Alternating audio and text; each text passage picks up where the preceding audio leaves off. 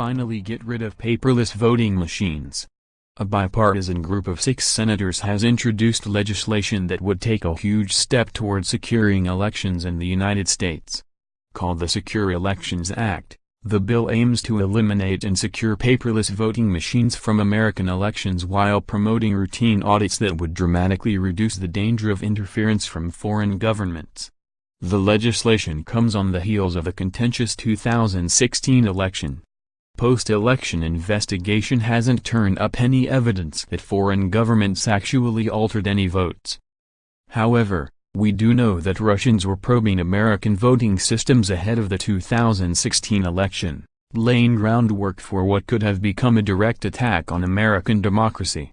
With the 2018 elections just around the corner, Russia will be back to interfere again, said co-sponsor Senator Kamala Harris, D. California.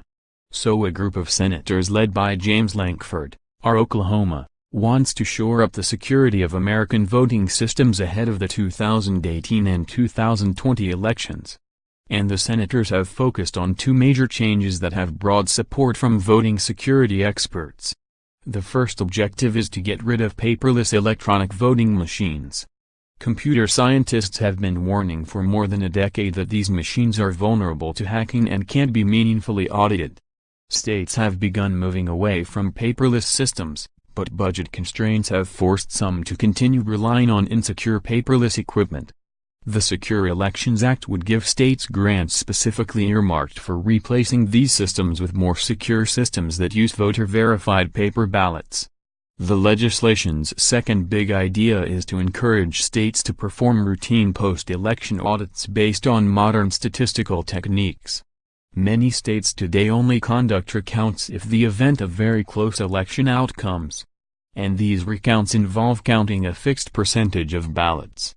That often leads to either counting way too many ballots, wasting taxpayer money, or too few, failing to fully verify the election outcome. The Lankford bill would encourage states to adopt more statistically sophisticated procedures to count as many ballots as needed to verify an election result was correct, and no more. We talked to 2 election security experts who praised the legislation and urged Congress to pass it quickly. We're rapidly running out of time, says Lawrence Norden, an election expert at the Brennan Center at New York University Law School. Given the long lead times involved in planning for a major election, he told us, Congress will have to move quickly if it wants new recommendations to be ready before the 2018 election, or new voting systems to be in place by November 2020. America's approach to elections has changed dramatically since 2000, when butterfly ballots and hanging chads threw a presidential election into chaos. In 2002, Congress appropriated billions of dollars to help states replace outdated voting systems. Unfortunately, much of this money was used to buy paperless touchscreen voting machines. These seemed like the wave of the future, but computer security experts found them to be seriously inadequate. Computer scientists were worried about them from the start, according to Alex Halderman, a computer scientist at the University of Michigan. They worried that they were being rolled out too fast and without effective security standards. In every single case, when a machine was brought into the lab and studied by qualified researchers, the result was the discovery of significant vulnerabilities that could allow the machines to be compromised with malicious software that could potentially steal votes, Halderman told ours. So Halderman says that, over the last decade, the thinking has shifted to looking at more practical solutions.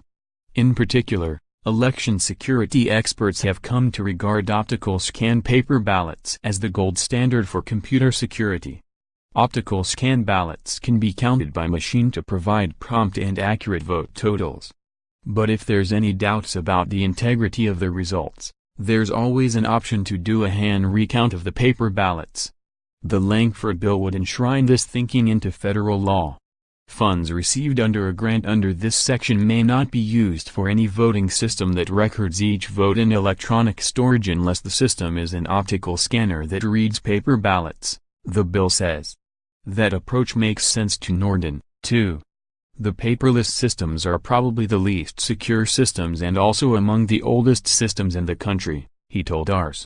The legislation sets up a nationwide process to identify these machines and phase them out. States wanting money would need to submit a list of current machines that don't use paper ballots and a plan for replacing those machines. The states would then get grant money that could only be used for replacing those machines. Mindful of state prerogatives over election administration, the bill doesn't go as far as banning the use of paperless machines. States would be free to continue using them if they wanted to. But the legislation would give state election administrators a powerful shove toward better voting systems, and it's likely that many states would take the hint, and the money. The problem with the way many states currently handle post-election audits is illustrated by last fall's controversy over recounts in the key swing states of Wisconsin, Pennsylvania, and Michigan. Liberal activists and some election security experts wanted recounts to make sure that the close and surprising results in those states were legitimate. But the move angered Republicans who felt that the recount drive was simply an effort to cast doubt on the legitimacy of the election result. At the same time, the statewide recounts were expensive. Green Party presidential candidate Dr. Jill Stein raised $3.5 million to fund a statewide recount in Wisconsin that turned up no signs of irregularities. Counting every ballot in the state was probably overkill given that Trump won with a small but comfortable margin of 20,000 votes. Halderman argues that a better approach would be to make a post-vote audit a routine step in the election process. When every election is followed by an audit, it removes the potential stigma and controversy that came with the 2016 recounts. Some states already do post-election audits, but even here Halderman argues there's room for improvements. States can maximize the effectiveness of these audits and minimize costs by varying the size of each recount based on the victory margin.